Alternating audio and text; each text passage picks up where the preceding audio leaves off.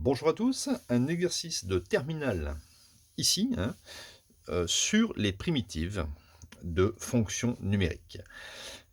Alors, on a ici une fonction g qui est définie par g de x égale x carré multiplié par ln x moins 3 demi. Alors, on ne l'a pas dit, mais x est strictement supérieur à 0, parce que ln x n'accepte que des x strictement supérieurs à 0. Et il faut montrer que cette fonction g est une primitive d'une autre fonction que j'appelle petit g, 2x facteur de ln x moins 1. Montrer que grand G est primitive de petit g. C'est super classique dans les exercices. Alors pour montrer ceci, il suffit de dériver la primitive. Et si en dérivant g, on obtient petit g, c'est gagné.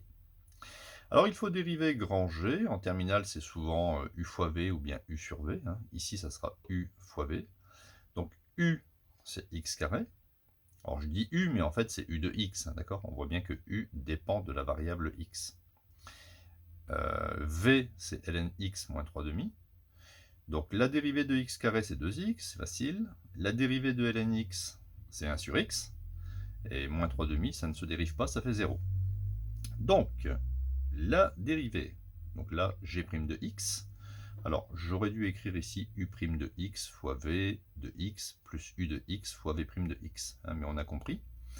Donc on y va, u'v, donc 2x fois ln x moins 3 demi, plus x carré fois 1 sur x.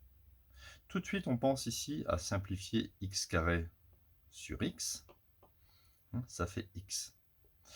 Si je développe ici, j'obtiens 2x fois ln x, et ici 2x fois moins 3 sur 2, moins 3 fois 2x ça fait moins 6x sur 2. Moins 6 sur 2 ça fait moins 3x, de sorte que j'obtienne g' de x est égal à 2x ln de x, et moins 3x plus x ça fait bien moins 2x. Ici on peut factoriser par 2x, vous voyez, on le retrouve de part et d'autre du moins, donc ça fait 2x facteur de ln x moins 1. Et regardez bien, on a exactement retrouvé 2x facteur de ln x moins 1.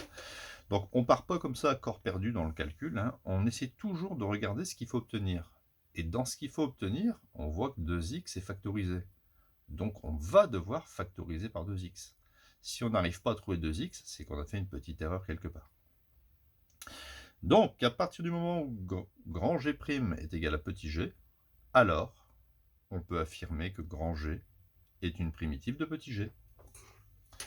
Voilà, l'exercice est fini. Donc, n'oubliez pas de vous abonner à la chaîne et de mettre un petit like si vous avez aimé. Et à bientôt pour de nouvelles vidéos. Ciao, ciao!